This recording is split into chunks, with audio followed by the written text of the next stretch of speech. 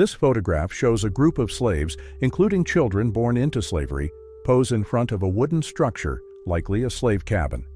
Most cabins comprised bunk beds with straw bedding. No pillows, no mattresses, just bare necessities to keep the slaves alive. This was not a temporary setup. Generations of enslaved people were born, raised, and died in conditions like this. This is one of the most iconic photographs from the American slavery era. It shows a man known as Gordon, also referred to as Whipped Peter, an escaped enslaved person whose back was horrifically scarred from severe whipping. In March of 1863, Gordon escaped from John Lyon's plantation in St. Landry Parish after enduring years of brutal physical abuse. To avoid being tracked by sniffer dogs sent after him, he rubbed onions on his body to throw off his scent. Gordon ran for 10 days, covering over 80 miles through dangerous swamps and rough terrain to reach Union lines in Baton Rouge, Louisiana.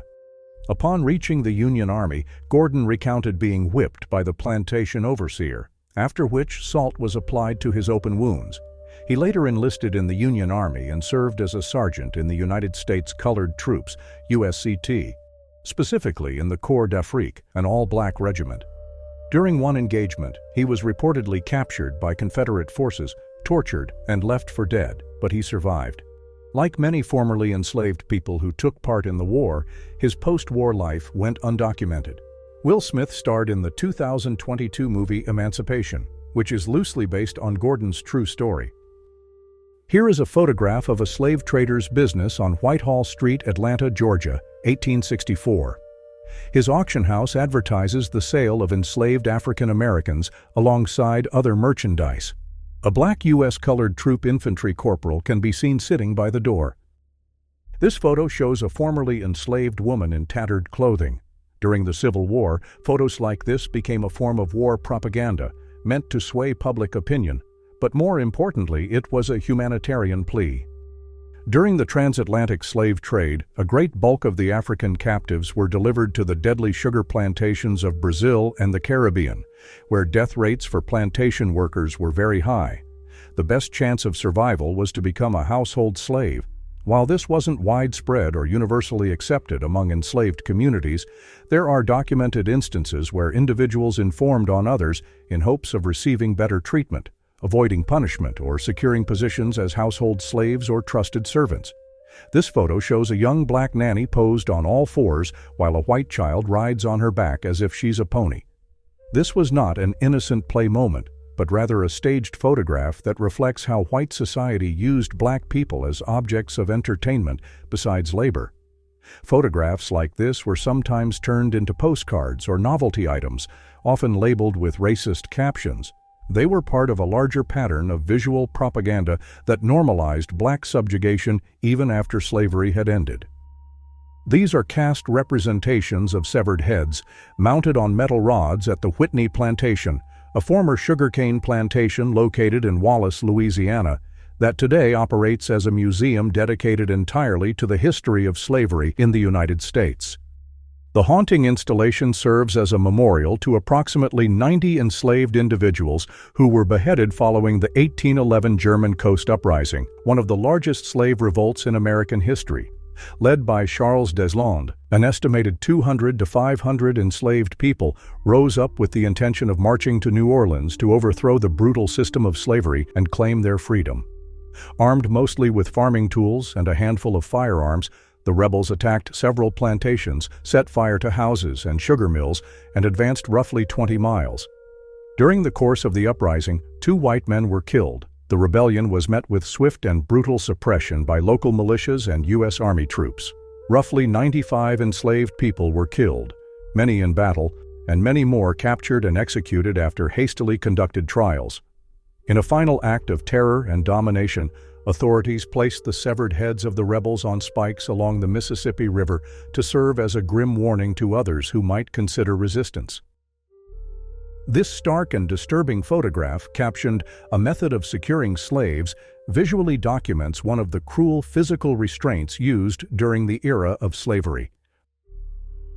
This powerful and haunting image shows Wilson Chin, a formerly enslaved man from Louisiana, photographed in 1863 during the American Civil War.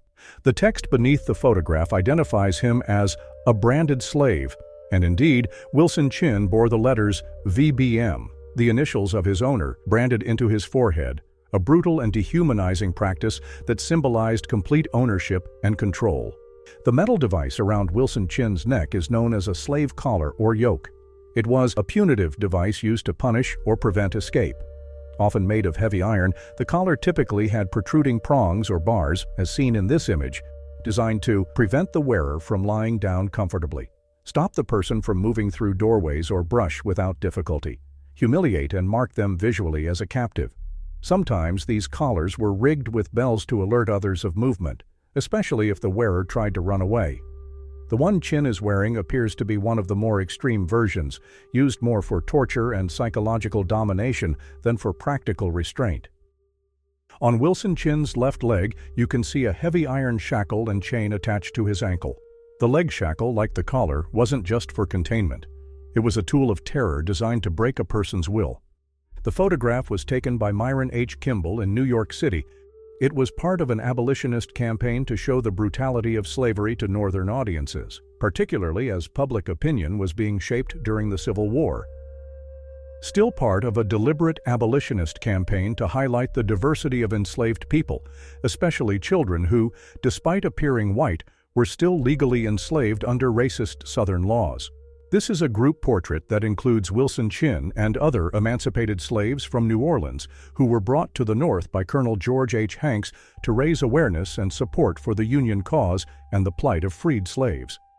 Children with as little as 1/8 or 1/16 African ancestry could be legally enslaved in the American South due to a racist legal doctrine known as the one-drop rule. The idea was that any amount of African ancestry, even just one drop, made a person black in the eyes of society and the law. This wasn't always a formal law in every state, but it was socially enforced and used to justify segregation and slavery. Here is a sign advertising a slave auction in Richmond, Virginia, on July 22, 1823, where 10 enslaved people, including a teenage girl, were to be sold.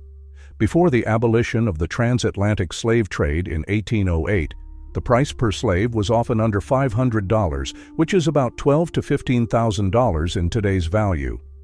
However, prices skyrocketed after the abolition of the transatlantic slave trade, with an average price for an adult male field worker going for $1,000 to $1,800. That's about $35,000 in today's currency. As a result, many slave owners resorted to slave breeding.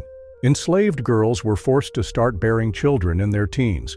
Some slaveholders paired or forced enslaved people into sexual relationships to produce more children.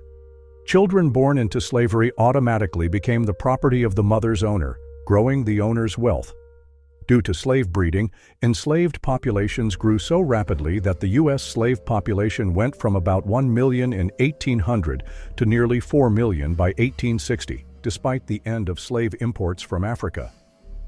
This painting by Junius Brutus Stearns is a romanticized 19th-century illustration of George Washington visiting his plantation at Mount Vernon.